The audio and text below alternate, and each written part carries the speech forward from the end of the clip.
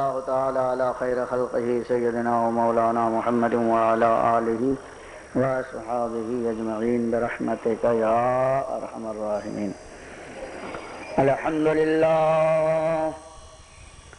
الحمد لله نحمده ونستعينه ونستغفره ونؤمن به ونتوكل عليه ونعوذ بالله من شرور أنفسنا ومن سيئات أعمالنا. من يهده الله فلا مضل له ومن يضلله فلا هادي له. ونشهد أن لا إله إلا الله وحده لا شريك له. ونشهد أن سيدنا ومولانا محمدا عبده ورسوله بالهدى ودين الحق أرسله. صلى الله تعالى عليه وعلى آله وأصحابه وأزواجه وذرياته وأهل بيته وعلماء ملته وأولياء أمته أجمعين برحمتك يا أرحم الراحمين. أما بعد، أعوذ بالله من الشيطان الرجيم. بسم الله الرحمن الرحيم.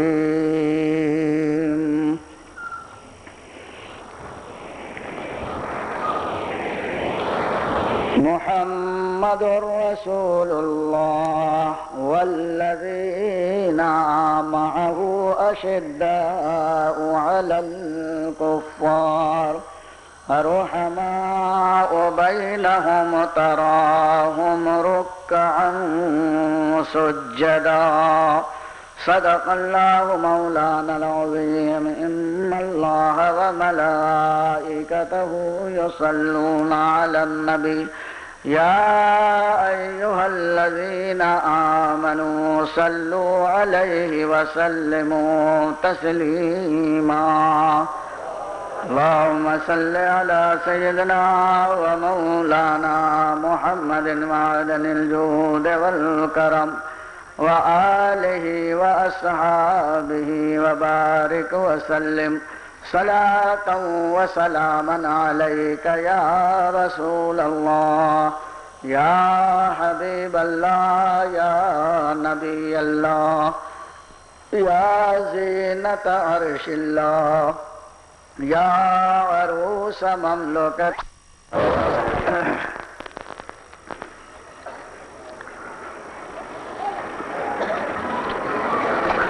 میرے دینی اور اسلامی بھائیوں، سیدنا سرکار امام احمد رضا آتے ہیں، وہ تو نہایت سستا سودا بیچ رہے ہیں جنت کا. وہ تو نہایت سستا سودا بیچ رہے ہیں جنت کا. ہم مفلس کیا مول چکائیں، ہاتھ ہی اپنا خالی ہے. ہم مفلس کیا مول چکائیں، ہاتھ ہی اپنا خالی ہے. حضور اکرم صلی اللہ علیہ وسلم مالک جنت ہیں، مالک کوثر ہیں، مالک نعمت دو جہاں ہیں. ایک جگہ اعلیٰ حضرت فرماتے ہیں مالک کونین ہیں، گو پاس کچھ رکھتے نہیں. کچھ رکھتے نہیں یعنی حضور ایسے سخی ہیں کہ کچھ اپنے پاس رکھتے نہیں. مالک کونین ہیں، گو پاس کچھ رکھتے نہیں، اور دو جہاں کی نعمتیں ہیں ان کے خالی ہاتھ میں. دو جہاں کی نعمتیں ہیں ان کے خالی ہاتھ میں حضور اکرم صلی اللہ علیہ وسلم دونوں جہان کی نعمتیں تقسیم کرتے ہیں. مالک کونین ہیں لیکن اپنا گھر بھر کر نہیں رکھتے، اپنے پاس نہیں رکھتے. ایک صحیح حدیث ہے، حضور اکرم صلی اللہ تعالی علیہ وسلم ایک دن صحابہ کرام کو جماعت سے نماز پڑھائی، اور جیسے ہی دوسرے سلام سے حضور فارغ ہوئے، اچانک مصلی سے اٹھ گئے اور تیزی کے ساتھ کاشانہ نبوت میں داخل ہو گئے. حضرت عائشہ رضی اللہ تعالی عنہا کے حجرے میں تشریف لے گئے. ایسا کبھی نہیں ہوتا تھا. یہ پہلی مرتبہ ہوا. سلام پھیرا اور مصلی سے نبی اٹھ گئے اور بڑی تیزی کے ساتھ قدم بڑھاتے ہوئے حضرت عائشہ رضی اللہ تعالی عنہا کے حجرے میں داخل ہو گئے، اور تھوڑی دیر کے بعد پھر آپ مکان سے تشریف لائے، مصلی پر بیٹھ گئے. صحابہ کرام کو بڑی حیرت ہوئی اور لوگ سوچنے لگے کہ ایسا تو کبھی نہیں ہوا تھا، حضور تیزی کے ساتھ کیوں گئے؟ کیا آپ کو کوئی تکلیف ہے؟ کسی سے کچھ کہا نہیں.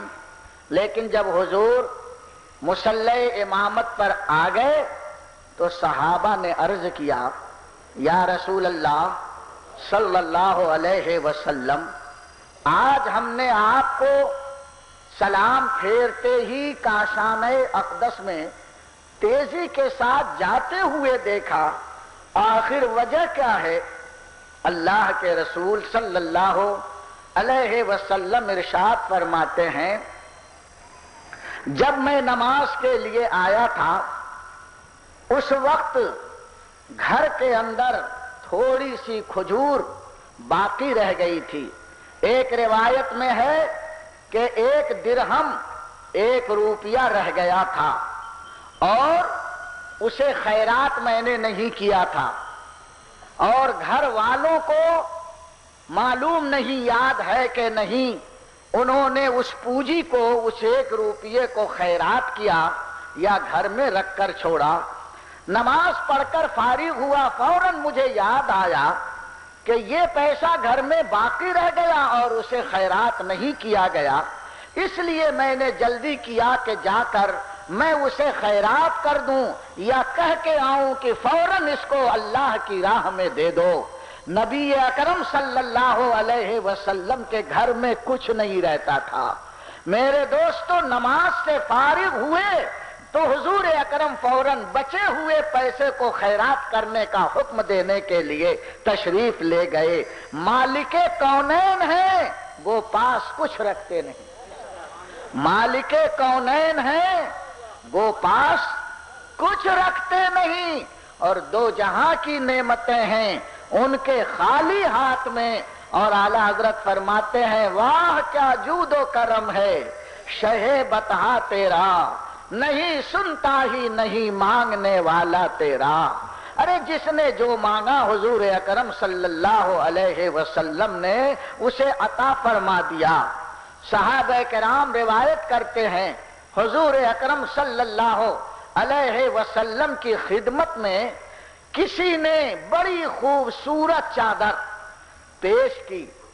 حضور کو چادر بہت پسند ہوتی، وہ چادر جس میں سرخ دھاری اور لائن ہوتی. اکثر حضور ایسی چادر کو پسند فرماتے تھے. ایسے ہی حضور کی پسندیدہ چادر کسی نے حضور اکرم صلی اللہ علیہ وسلم کی خدمت میں پیش کی، اور ان دنوں حضور اکرم صلی اللہ تعالی علیہ وسلم کے پاس پہلے سے صرف 1 ہی چادر تھی، دوسری چادر نہیں تھی.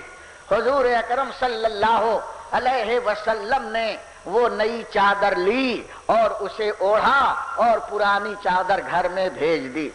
اور جب رسول اکرم صلی اللہ علیہ وسلم سرخ دھاری والی چادر اوڑھتے تھے تو ایسا حسین چہرہ معلوم ہوتا تھا۔ ایک اور حدیث ہے، حضرت برا بن عازب رضی اللہ تعالی عنہ فرماتے ہیں ایک دن آسمان پر 14ویں رات کا چاند پوری آب و تاب کے ساتھ جگمگا رہا تھا اور مسجد نبوی میں آمنہ کا چاند تشریف فرما تھا۔ آسمان کا چاند پوری آب و تاب کے ساتھ آسمان پر چمک رہا تھا اور آمنہ کا چاند عبداللہ کا جگر گوشہ ہمارے آقا مولا شفیع محشر مالک کوثر جناب محمد الرسول اللہ صلی اللہ تعالی علیہ وسلم فرماتے ہیں سرخ دھاری والی چادر اوڑھ کر مسجد نبوی میں بیٹھے مسکرا رہے تھے۔ حضرت برا بن عازب فرماتے ہیں میں مسجد میں پہنچا تو سرکار کا حسن دیکھ کر میں تو محو حیرت ہو گیا۔ وہی ہر طرف دیدہ حیرت زدہ تکتا کیا ہے، ہر طرف تکنے لگے، اتنے میں آسمان کا چاند نظر آیا۔ فرماتے ہیں کہ ایک مرتبہ میں سرکار کا چہرہ دیکھ رہا تھا اور ایک مرتبہ آسمان کے چاند کو دیکھ رہا تھا۔ دیکھو وہ چاند نکلا ہوا، فرماتے ہیں میں چاند دیکھ رہا تھا، پھر حضور کا چہرہ دیکھ رہا تھا اور میں اپنے دل سے پوچھ رہا تھا وہ حسین ہے یا یہ چاند حسین ہے۔ سرخ دھاری والی چادر حضور زیبتن کیے ہوئے تشریف فرما تھے، بڑے حسین لگ رہے تھے اور حسین تو تھے ہی۔ فرمایا گیا ہے کہ حسن کے 100 حصے، حسن کے 100 حصے 100 بھاگ، جس میں اللہ تعالیٰ نے 99 بھاگ حضور کو عطا فرمائے اور ایک بھاگ میں پوری دنیا کو حسن تقسیم ہوا۔ ساری دنیا کو حسین اللہ نے ایک حصے سے بنایا اور 99 حصہ حضور کے چہرے انور میں رکھا۔ بولو کیسے حسین ہوں گے؟ ارے چاند کو بھی حسن ملا تو اسی ایک حصے سے ملا، سورج کو حسن ملا تو ایک حصے سے ملا، جبریل کو حسن ملا اسی ایک حصے سے ملا، جناب یوسف کو حسن ملا اسی ایک حصے سے ملا، اور میرے آقا و مولا جناب محمد الرسول اللہ صلی اللہ علیہ وسلم کو 99 حصہ ملا ہے۔ بولو کیسا حسین چہرہ ہوگا۔ اسی لیے تو اللہ فرماتا محمد الرسول اللہ، یہ اللہ کے رسول محمد ہیں، محمد اللہ کے رسول ہیں۔ محمد وہ جس کی سب سے زیادہ دنیا میں تعریف کی گئی ہے، رسول سے زیادہ اور کسی کی تعریف نہیں ہوئی ہے، وہ ذات ہے جناب محمد الرسول اللہ صلی اللہ علیہ وسلم کی۔ اسی لیے اللہ نے محمد نام رکھا۔ تو میں یہ عرض کر رہا تھا سرخ دھاری والی چادر حضور کو پسند تھی، کسی نے حضور کو نذرانے میں دیا۔ یہ بھی سنت ہے صحابہ کی کہ بزرگوں کی خدمت میں چادر کپڑے وغیرہ نذر کیے جاتے ہیں اور بزرگ اسے قبول کرتا ہے۔ قبول کرنا نبی کی سنت اور نذر دینا یہ عاشقوں کی سنت ہے۔ حضور اکرم صلی اللہ علیہ وسلم نے چادر پہن لیا، پہننے کے بعد ایک صحابی نے حضور کو دیکھا اور قریب آئے، کہا یا رسول اللہ صلی اللہ علیہ وسلم یہ چادر مجھے بڑی پسند آ گئی۔ اے اللہ کے رسول یہ چادر مجھے بڑی جچ رہی ہے، اچھی لگ رہی ہے۔ حضور نے وہ پرانی چادر گھر سے منگائی اور یہ نئی چادر اتار کر صحابی کو دے دیا۔ دیکھا ہے آپ، یہ ہے سخاوت، یہ ہے انداز۔ ارے مالک کونین ہیں گو پاس، کچھ رکھتے نہیں اور دو جہاں کی نعمتیں ہیں ان کے خالی ہاتھ میں، وہ رسول اکرم صلی اللہ علیہ وسلم جنت کا سودا بیچ رہے ہیں۔ وہ تو نہایت سستا سودا بیچ رہے ہیں جنت کا، ہم مفلس کیا مول چکائیں۔ ارے ہاتھ ہی اپنا خالی ہے، ہمارا ہاتھ خالی ہے، لیکن وہ رسول اکرم صلی اللہ علیہ وسلم ان خالی ہاتھ مفلسوں کو بھی نوازتے رہتے ہیں۔ ہمارا ہاتھ کس طرح خالی ہے؟ نہ ہمارے پاس حسن عمل ہے، نہ ہمارے پاس عبادت ہے، نہ ہمارے پاس ریاضت ہے، نہ ہمارے پاس مجاہدہ ہے، ہم مفلس ہیں، ہمارے ہاتھ میں کچھ بھی نہیں ہے، وہ تو بڑا سستا سودا بیچ رہے ہیں۔ یہ بیچنا اور خریدنا وہاں نظر آئے گا جناب محمد الرسول اللہ صلی اللہ علیہ وسلم کتنا سستا سودا جنت کا بیچ رہے ہیں۔ حدیث پاک حضرت سیدنا محقق علی الاطلاق محدث دہلوی رحمت اللہ علیہ مدارج النبوہ میں اس حدیث کو نقل فرماتے ہیں کہ حضور اکرم سید عالم نور مجسم جناب محمد الرسول اللہ صلی اللہ تعالی علیہ وسلم صحابہ کرام کی مجلس میں رونق افروز تھے۔ حضور اکرم صلی اللہ علیہ وسلم اچانک بیٹھے بیٹھے مسکرا دے رہے، تبسم فرمایا۔ حضرت عمر بھی موجود تھے، حضرت عمر قریب آئے، یا رسول اللہ صلی اللہ علیہ وسلم آپ نے تبسم کیوں فرمایا؟ اس لیے صحابہ جانتے تھے کہ نبی کا ہر کام ایسا ہوتا ہے کہ جس کے پیچھے کوئی نہ کوئی راز ہوتا ہے، کوئی نہ کوئی مصلحت ہے۔ حضور اگر روئیں تو مصلحت سے روئیں، حضور تبسم فرمائیں تو حکمت سے، کوئی نہ کوئی راز ہے، اور صحابہ کرام اس راز کو معلوم کرنے کی ہمیشہ کوشش کرتے تھے تاکہ ہم کو نبی کے تبسم کا جو راز ہے وہ معلوم ہو جائے۔ اللہ کے رسول سید عالم صلی اللہ علیہ وسلم ارشاد فرماتے ہیں، اے میرے صحابہ سنو، اللہ نے قیامت کا منظر میرے سامنے پیش کیا۔ قیامت ہوگی لیکن اللہ قیامت کا منظر اپنے محبوب کو دکھا دیتا تھا۔ یہ منظر دیکھ لو، اللہ کے رسول تک کے دو شخص پیش کیے جائیں گے، ان کا حساب و کتاب اللہ لے گا، تو اس میں سے ایک شخص آگے بڑھے گا اور دوسرا شخص سامنے کھڑا ہوگا۔ یہ آگے بڑھنے والا خدا کی بارگاہ میں نیاز مندانہ عرض کیے کرے گا، اے مولا یہ جو آدمی کھڑا ہے اس پر میرا حق آتا ہے، میرا حق اس سے دلا دے۔ اللہ رب کائنات اس آدمی سے کہے گا اس کا حق دے، وہ کہے گا مولا میں کس طرح اس بے بسی کے عالم میں اس کا حق دوں؟ اللہ فرماتا ہے حقوق العباد جب تک کہ تو اس کا حق ادا نہیں کرے گا جنت میں نہیں جائے گا۔ حق ادا کر، دنیا میں تو نے اس کا حق لیا ہے، اس سے پیسے لیے ہیں، اس کا تم نے جو بھی وعدہ کیا ہے پہلے اسے ادا کرو۔ حق العباد وہ چیز ہے میرے دوست کہ بغیر بندے کے معاف کیے ہوئے وہ معاف نہیں ہوتے۔ اللہ اپنا حق تو معاف کر دے گا، لیکن جو بندے کا حق بندے پر ہے اللہ تعالیٰ اسے معاف نہیں فرمائے گا، بلکہ فرمائے گا اس بندے کو راضی کر، لیکن وہاں کوئی راضی ہونے کے لیے تیار نہیں ہوگا، اس لیے کہ بندے کے پاس نہ روپیہ ہوگا، نہ زمین ہوگی، نہ کارخانہ ہوگا، اور یہاں جو حق تھا یہ روپیے پیسے کا حق تھا، وہ حق کیسے ادا کرے؟ تو اس کی صورت قیامت میں یہ ہے کہ جس پر کسی کا حق ہے اس کی نیکیاں اس کو دے دی جائیں گی۔ اللہ تعالیٰ فرمائے گا اس کا حق ادا کر، فرشتے آئیں گے، اللہ فرمائے گا اس کے نام اعمال میں جتنی نیکیاں ہیں وہ سب حق والے کے نام اعمال میں داخل کر دو۔ اس بیچارے کی ساری نیکیاں چھین لی جائیں گی، اور دنیا میں جس کا حق اس نے دبایا تھا سب اس کو دے دی جائیں گی، لیکن ابھی اس کا حق پورا نہیں ہوا ہوگا۔ یہ بندہ کہے گا مولا ابھی تو میرا حق پورا نہیں ہوا ہے، انصاف دلا دے، میرا حق دلا دے۔ اللہ فرمائے گا بندے اس کا حق دے، کہے گا مولا اب تو میرا نام اعمال نیکیوں سے خالی ہو گیا، اب کیا کروں؟ تو اللہ تعالیٰ اس حق والے سے پوچھے گا بول اب اس کے پاس تو نیکی نہیں ہے، اب کیا لے گا؟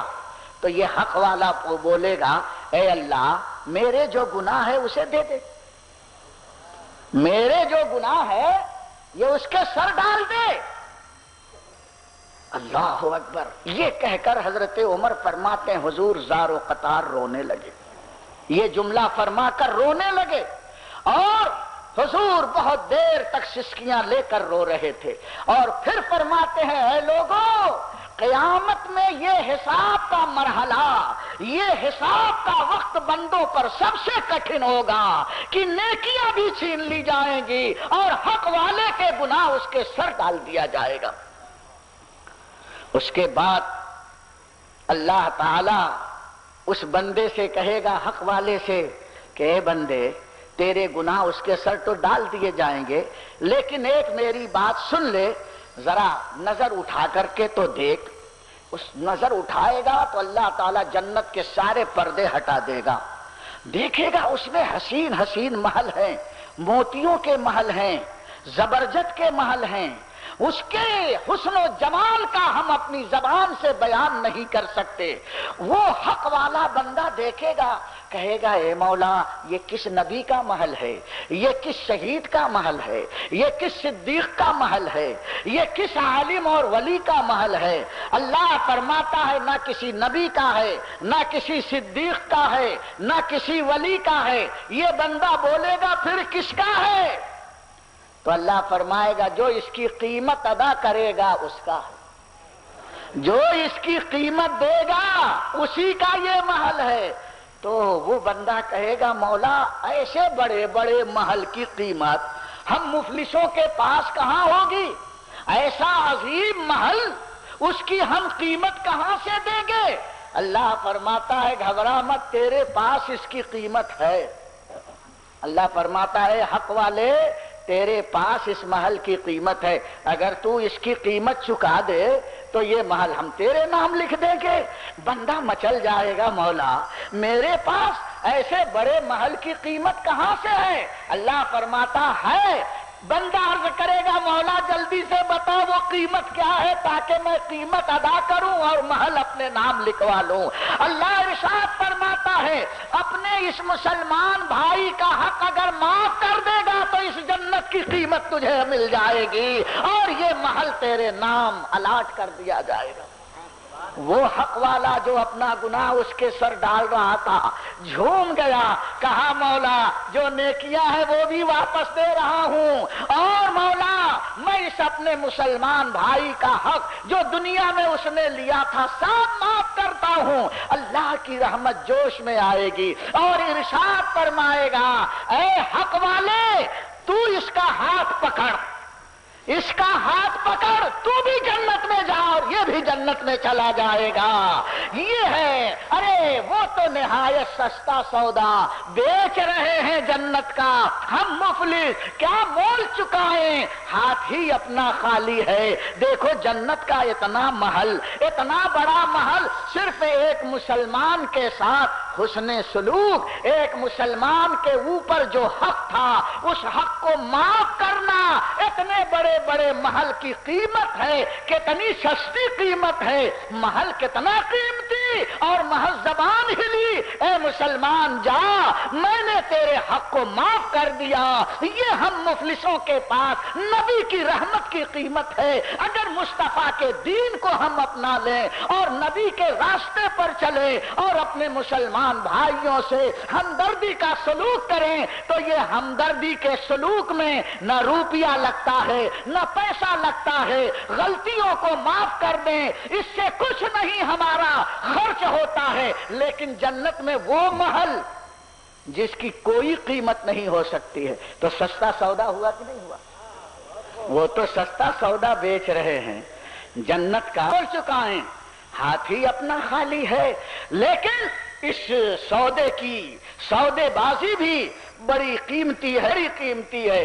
اسی طرح دوسری حدیث اور سب کا علم میں نیکیاں فَمَن اللہ کا قانون ہے فَهُوَ فِي عِيشَةٍ خَفَّتْ مَوَازِينُهُ هَاوِيَةٌ نہیں جائیں گی جس کی نیکیاں وزن وہ منمانے چین جنت میں رہے گا، آئیں گی وہ جہنم کے بھڑکتے ہوئے مامن ثقلت موازینہ، اس کی نیکیاں زیادہ ہوگی اسے جنت میں، قانون کے تحت وہ بندہ نیکی زیادہ نہ اس کی برائی زیادہ اکول، بالکل برابر سرابر، گن گن کے نیکی کیا ہے، گن گن ہوتی تو جنت میں لے جاتے، برائی سے اللہ جھکا نہ ادھر پلہ جھکا، مانگ کے لائے تو اس کی ایک نیکی، اس بندے کو فرشتے کہیں گے جا اتنا بڑا مجمع ہے کہیں سے ایک نیکی مانگ کے لے، ابا تھے اماں بھیا کرتے تھے، کشمیر گھومتے تھے اور 1,00,000 2 ڈونیشن نہیں مانگ رہے، آس لگا کر میدان محشر میں دوڑتا، کون ہے تو؟ بولے میں آپ کا بیٹا ہوں، آپ نے مجھے دودھ پلایا، نہیں جانتے؟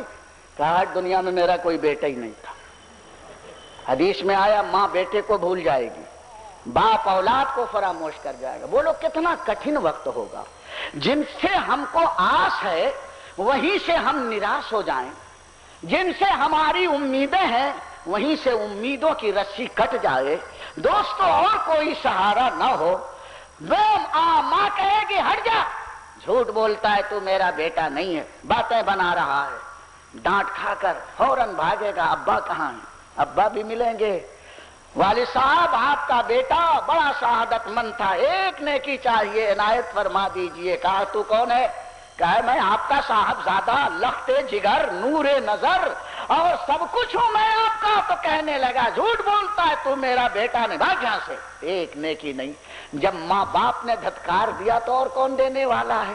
بولو اس کی کتنی درگت بنی ہوگی، پورے میدان محشر میں دوڑ دھوپ کر رہا ہے، حالت پتلی ہو گئی، کوئی ایک نیکی دینے کے لیے تیار نہیں ہے، ایک بیچارہ لائن میں حساب کتاب دینے کے لیے مسلمان کھڑا تھا، اس کی حالت دیکھ کر اس کو بڑا ترس آ رہا تھا، لیکن اس نے اپنا نامہ اعمال دیکھا تو صرف ایک ہی نیکی اس کے نامہ اعمال میں تھی، وہ سوچنے لگا یہ اتنے بڑے نیکی کا مالک ہے کہ نیکی اور بدی دونوں برابر ہے، 10 کنٹل یہ ہے تو 10 کنٹل وہ ہے، میرے ہاں تو 10 کا 20 کنٹل نیکی برائی ہے، 1 گرام نیکی ہے، جب یہ نہیں بچ پا رہا ہے تو میرا کیا حال ہوگا؟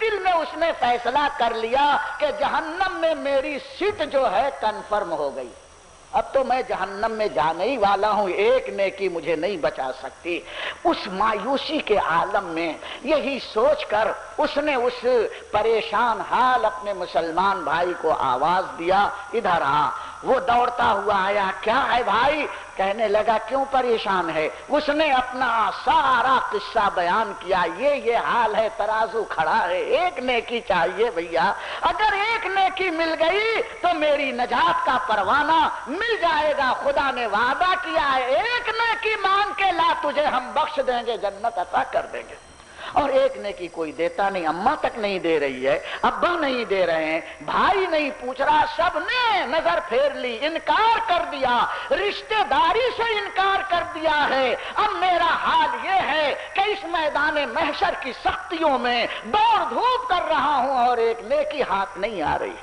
بندے نے اسے تسلی دی، گھبرا مت، دیکھ میرے پاس صرف ایک ہی نیکی ہے اور میں تمہاری مدد نہیں کر سکتا ہوں، یہ لے اور لے کے جا، کم سے کم تو میری نیکی کی وجہ سے تو جنت میں پہنچ جائے گا، میرا مسلمان بھائی تو جنت کی بہاروں میں رہے گا، مجھے تو جلنا ہے، یہ ایک نیکی مجھے کیا بچا سکے گی؟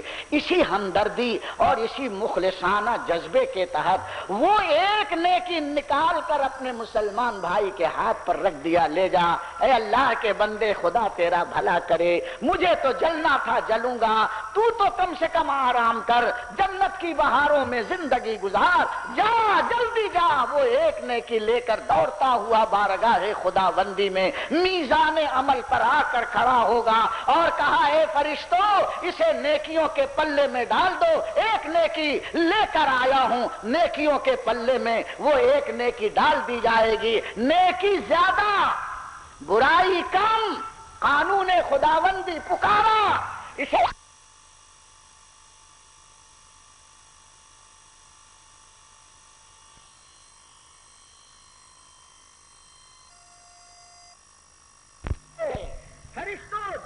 میں لے جاؤ.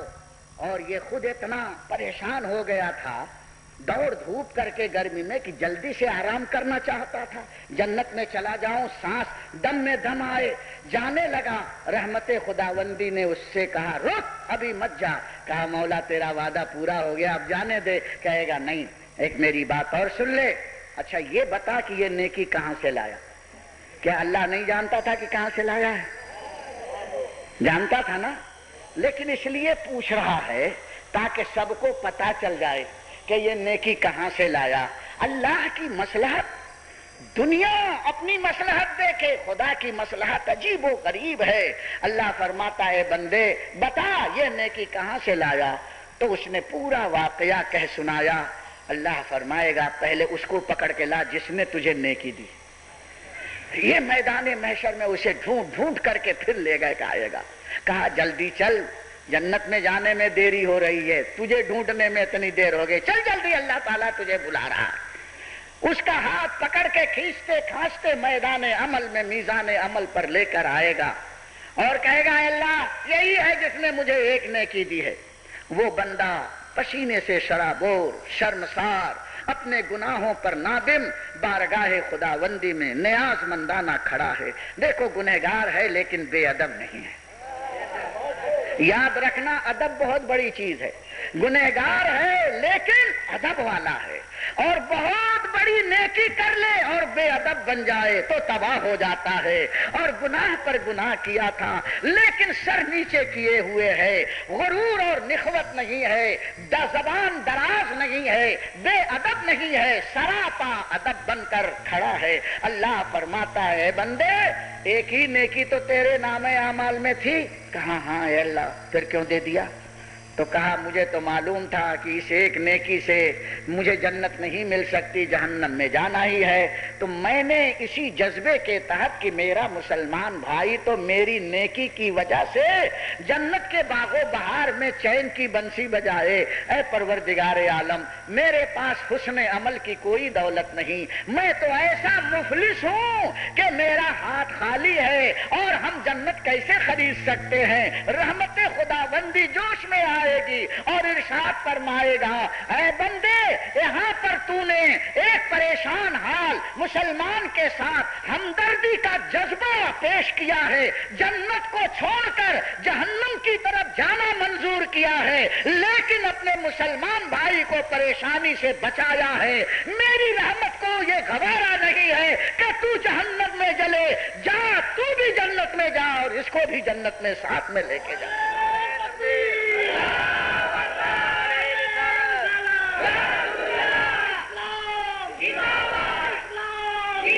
وہ تو نہایت سستا سودا بیچ رہے ہیں جنت کا, وہ تو نہایت سستا سودا بیچ رہے ہیں جنت کا.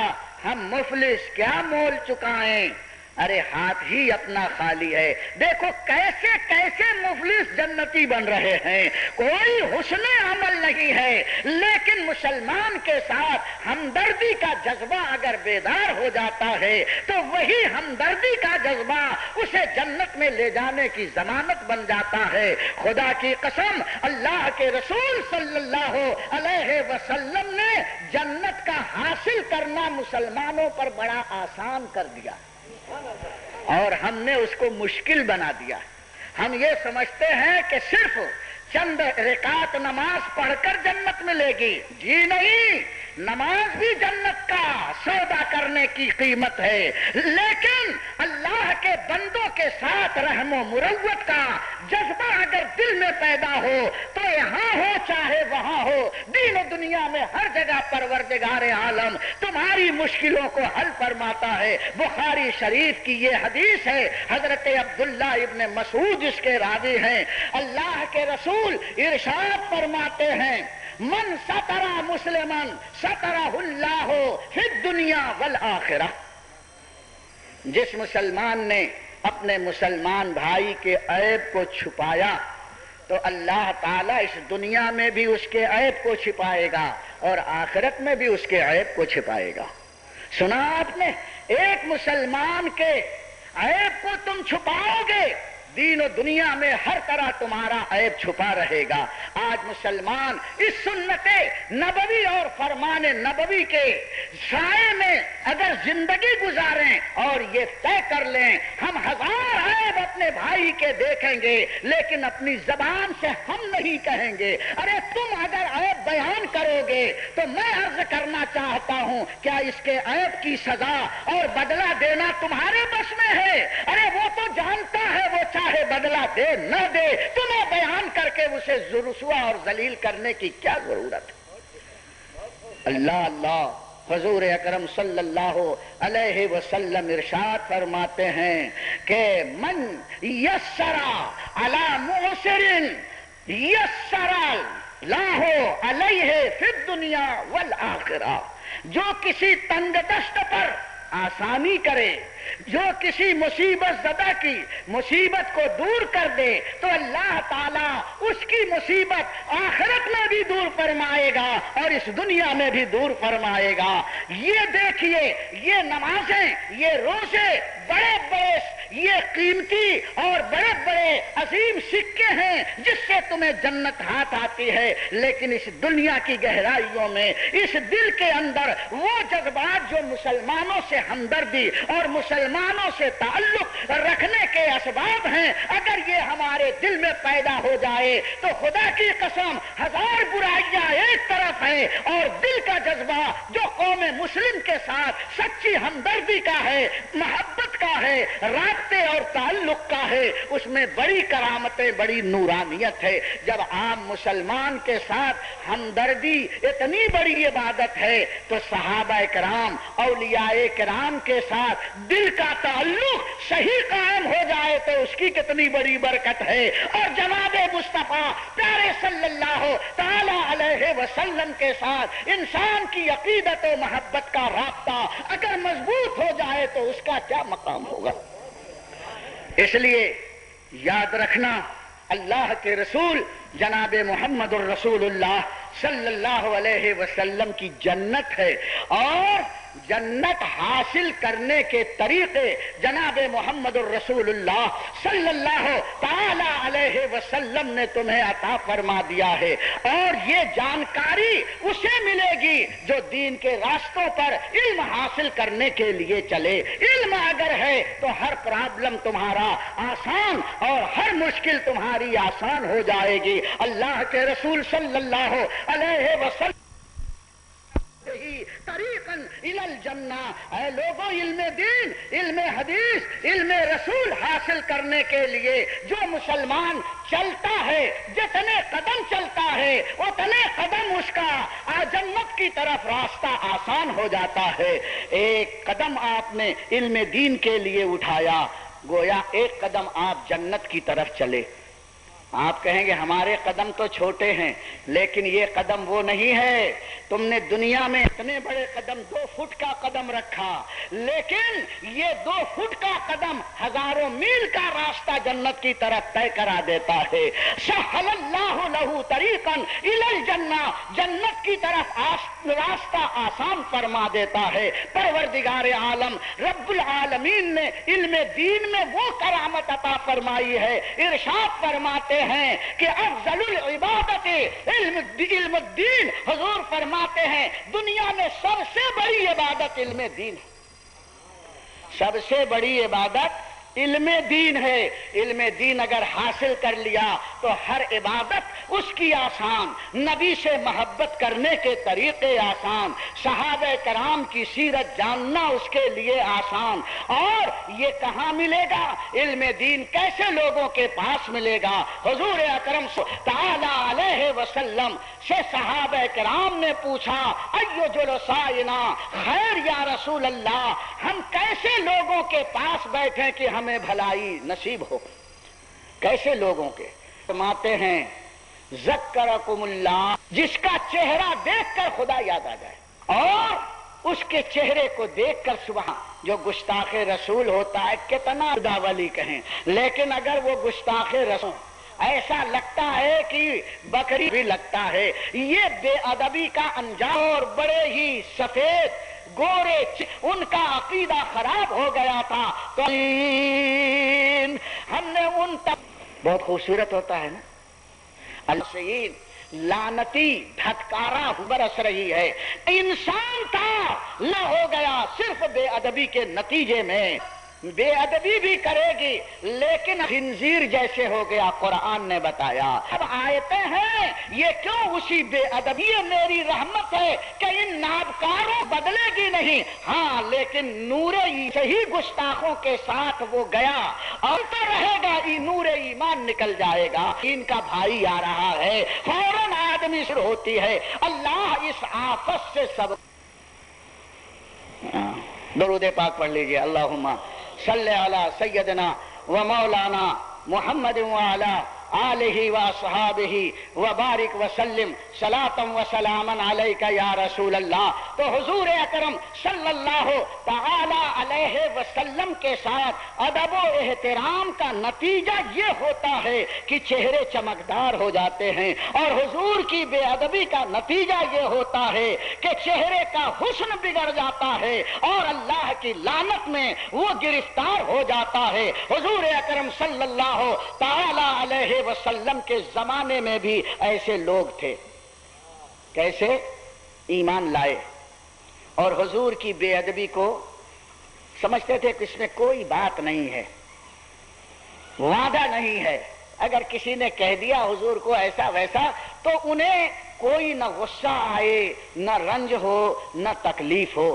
ایک شخص مسلمان ہوا، حضور کے پاس آیا، ہاتھ میں ہاتھ دے کر کلمہ پڑھا، سرور کائنات صلی اللہ تعالی علیہ وسلم نے اس کو اپنے قریب رکھا، بڑا پڑھا لکھا تھا۔ یہ پڑھے لکھے لوگ بھی بڑی آفت ڈھاتے ہیں، ہے نا؟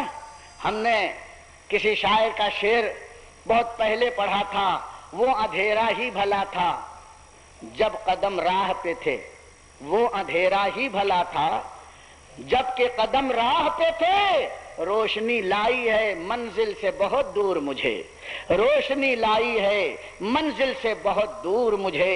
علم روشنی ہے جو منزل کے قریب کرتی ہے، لیکن آج کا پڑھا لکھا گنبد خضرا جو ہمارے ایمان کی منزل ہے اس سے دور ہو جایا کرتا ہے۔ حضور اکرم صلی اللہ علیہ وسلم نے کہا چل کاتب وحی بن جا۔ حضرت جبریل جو وحی لے کر آتے تھے وہ حضور بتاتے تھے تو یہ لکھتا تھا۔ کئی کاتب تھے، ان میں سے ایک کاتب وحی ابن حنتل بھی تھا۔ حضور اکرم صلی اللہ علیہ وسلم نے اسے کاتب وحی کا منصب عطا فرمایا۔ حالانکہ حضور جانتے تھے کہ یہ کیا کرے گا، لیکن دنیا والوں کو سبق پڑھا رہے ہیں کہ دیکھو ایسے ایسے اونچے منصب پر پہنچ کر کے بھی میرے گستاخ بن جاتے ہیں۔ صرف اونچا علم، اونچا منصب مت دیکھنا، ارے نبی کی بارگاہ میں کتابت کی منزل حاصل کرنے والا بھی شیطان کے چنگل میں آ جاتا ہے۔ عالم بننا کمال نہیں ہے، کاتب بننا کمال نہیں ہے، حافظ بننا کمال نہیں ہے، یہ سب کمال اس وقت ہے کہ سب کچھ بننے کے بعد عاشق بن جائے، محمد الرسول اللہ صلی اللہ علیہ وسلم کا دیوانہ بن جائے۔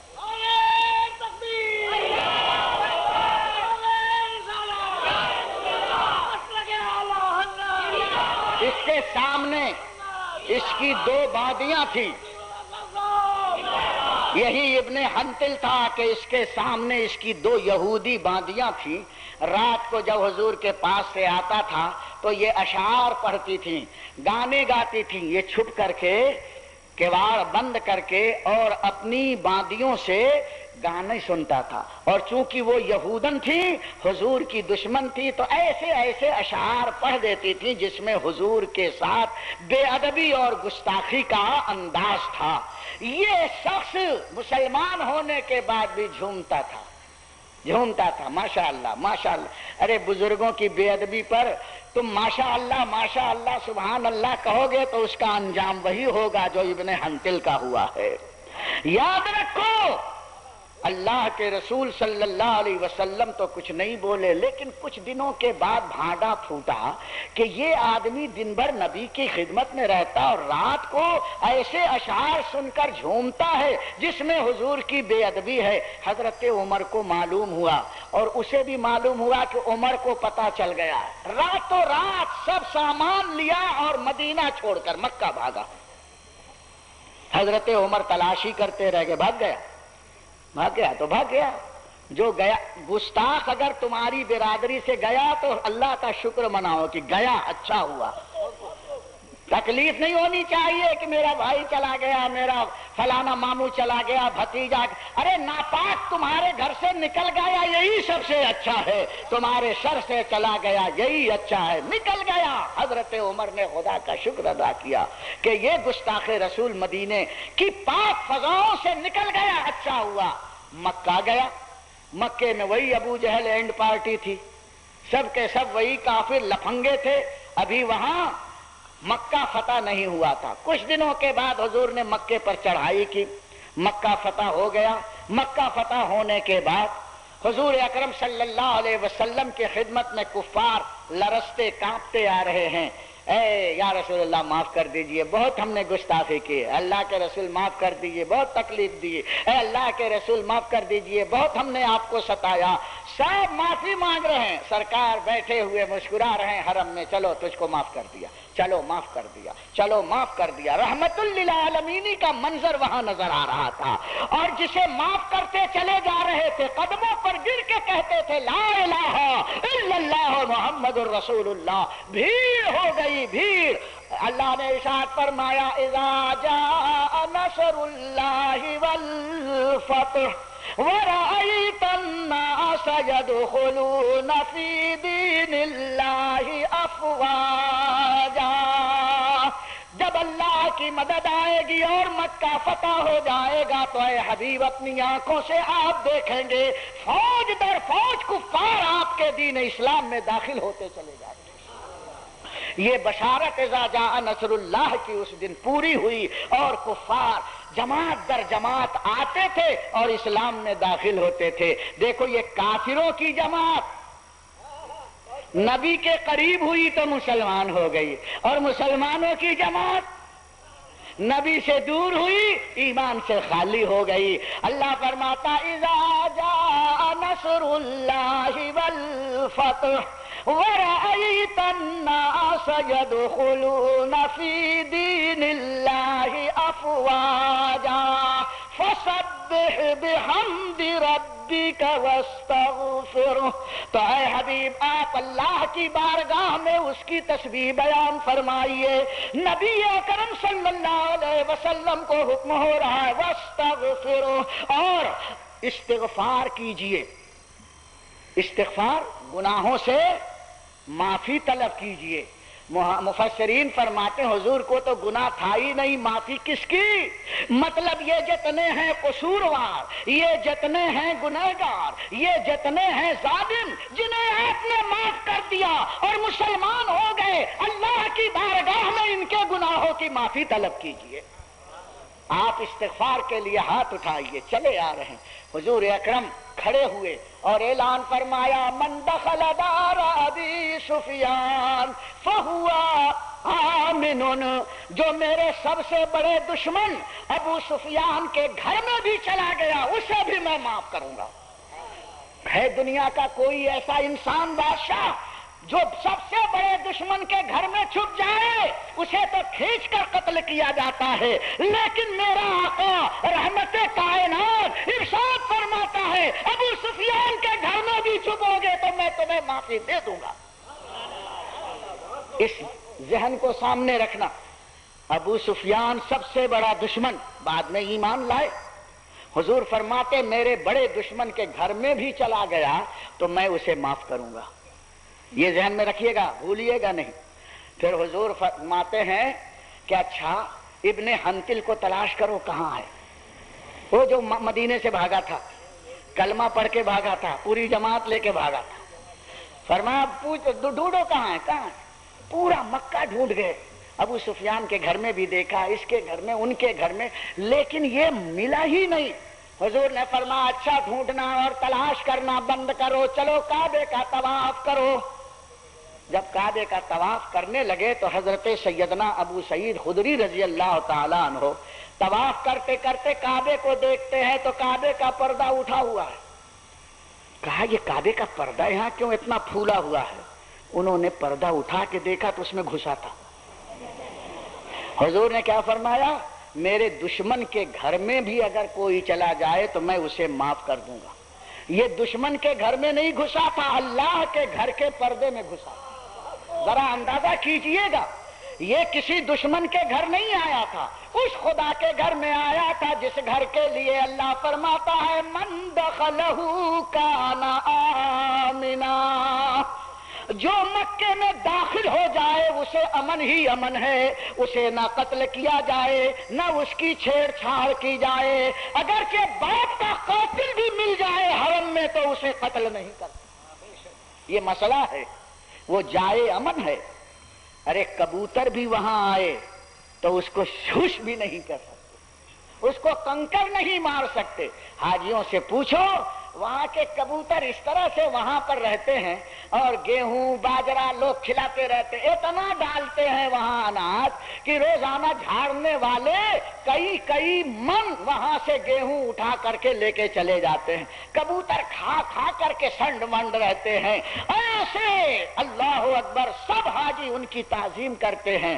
آپ چلے جا رہے ہیں، کسی کی مجال نہیں ہے کہ کبوتروں کو خوش کرے، خوش کرنا بھی جائز نہیں ہے، انہیں اڑانا بھی جائز نہیں ہے، ان کے ساتھ مذاق کرنا بھی جائز نہیں۔ جانور بھی حرم میں داخل ہو جائے تو امن والے ہوں، قاتل بھی آ جائے تو امن والا ہو، اور دشمن خدا کے، دشمن رسول کے گھر میں چلا جائے تب بھی امن والا ہو۔ لیکن ابو سعید خدری نے کہا ہاں ہونا یا رسول اللہ، یہ آپ کا گستاخ یہاں چھپا ہوا ہے۔ حضور نے آواز سنی، فرمایا اقتلوہ ہنا، اس کو وہیں پر مار ڈالو۔ کعبے کے پردے میں گھسا ہے کہ امن ملے گا؟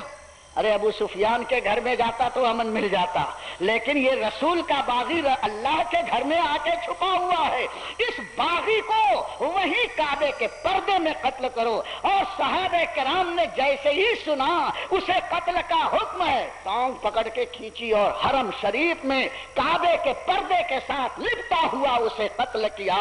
فَاعْتَبِرُوا يَا أُولِي الْأَبْصَارِ، ذرا آنکھیں کھول کر دیکھو کہ نبی کے گستاخوں کا انجام کیا ہوتا ہے۔ ارے وہ تو بڑا سستا سودا جنت کا بیچ رہے ہیں، ادب کرو گے جنت ملے گی، بے ادبی کرو گے تو کعبے میں بھی تم کو قتل کیا جائے۔ وہ تو نہایت سستا سودا بیچ رہے ہیں جنت کا، ہم مفلس کیا مول چکائیں، ہاتھ ہی اپنا خالی ہے، لیکن اس ہاتھ خالی میں بھی اللہ کے رسول نے اپنی رحمتوں کے پھول عطا فرمائے۔ شرط یہ ہے کہ دل میں محبت رسول کا جذبہ پیدا کیا جائے، نبی کی عقیدت ہو، ولی کی محبت ہو۔ اس لیے ان رسول جن کے بارے میں فرمایا گیا محمد الرسول اللہ، سب سے زیادہ انہی کی تعریف کی گئی ہے، ہم کو بھی حق ہے کہ انہی کی تعریف کریں اور انہی کی تعریف پر جیتے رہیں، انہی کی تعریف پر موت ہو، انہی کی تعریف کرتے جنازہ چلے، انہی کی تعریف کرتے ہوئے ہم دفن کیے جائیں، اور انہی کی تعریف کرتے ہوئے ہم قبر سے اٹھیں، انہی کی تعریف کرتے ہوئے لواء الحمد میں امام احمد رضا کے ساتھ ساتھ چلے۔ یہ ہے جنت کا سستا سودا جو اللہ کے رسول ہمیں عطا فرما رہے ہیں۔ اے میرے دوستو، دین دنیا کو سنبھالنا عشق مصطفیٰ کے سائے میں، یہی ایک راستہ امن کا ہے، سلامتی کا ہے۔ اللہ تمہارے ایمانوں کو سلامت رکھے، عقیدت کو توانائی عطا فرمائے، دل کی دنیا میں محبت رسول کا نور آخری دم تک قائم رہے۔ وما علینا الا البلاغ۔ کھڑے ہو کر صلاۃ و سلام پڑھیں۔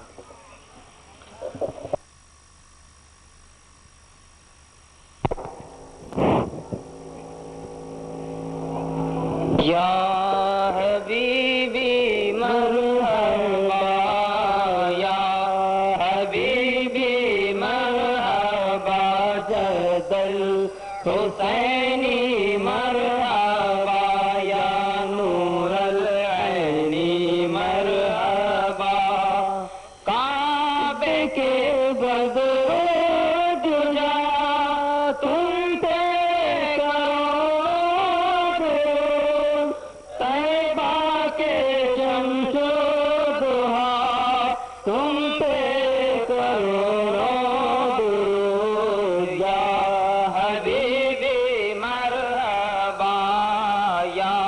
حبیبی مرحبا، جد الحسینی مرحبا،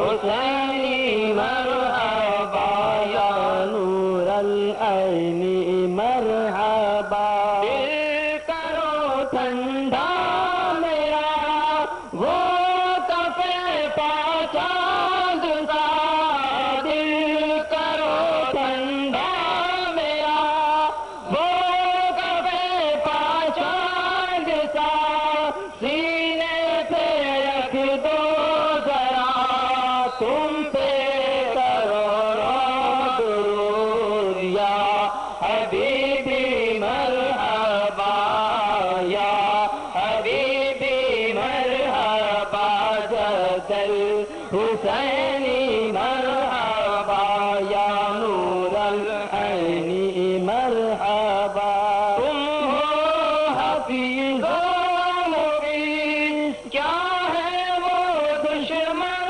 خبیر تم ہو حفیظ و مبین کیا ہے وہ دشمن خبیر تم ہو تو پھر خواب کیا تم پہ کروڑوں درود یا حبیبی مرحبا یا حبیبی مرحبا جدل حسینی مرحبا یا نور العین مرحبا کر کے تمہارے دعا مانگے تمہاری پناہ کر کے تمہارے دعا مانگے تمہاری پناہ تم کو دامن لیا تم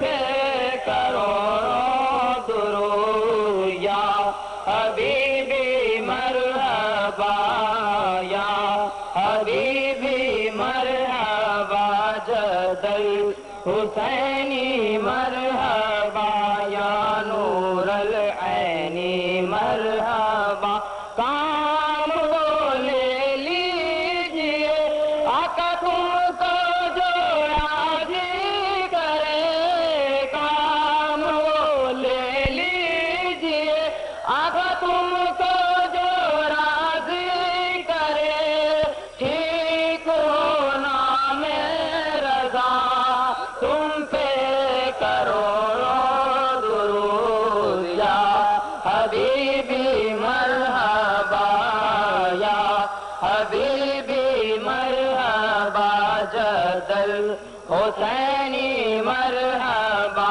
یا نور العین مرحبا السلام علیکم یا رسول اللہ دنیا حسنۃ وفی الآخرۃ حسنۃ وقنا عذاب النار یا اللہ یا رحمان اس رحمت بھری رات کو قبول فرما لے ہماری دعاؤں کو قبول فرما نیکیوں کی توفیق عطا فرما گناہوں سے بچا یا اللہ اسلام سنیت مسلک اعلیٰ حضرت پر ثبات قدمی عطا فرما ہمیں گمراہیت بددینیت بد مذہبیت سے ہمیں بچا لے یا اللہ یا رحمان جو بیمار ہیں شفا عطا فرما جو بے روزگار ہیں انہیں روزی عطا فرما پروردگار عالم جو ہمارے بھائی اس دنیا میں اس محلے کے لوگ جو ہمارے